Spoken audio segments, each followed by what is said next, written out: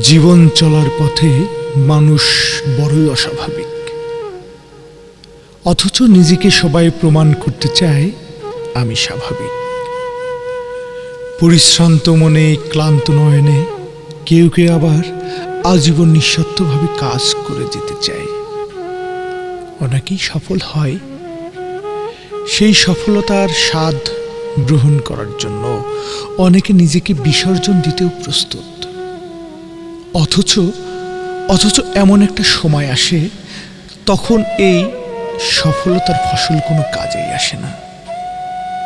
মানুষ নিজের কাছেই নিজের প্রতি হয়ে ওঠে স্বার্থপর, হয়ে যায় একা, পার করে একাকিত্ব জীবন।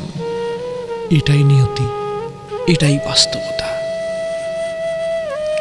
পৃথিবীর সকল বাবারা ভালো থাকুক।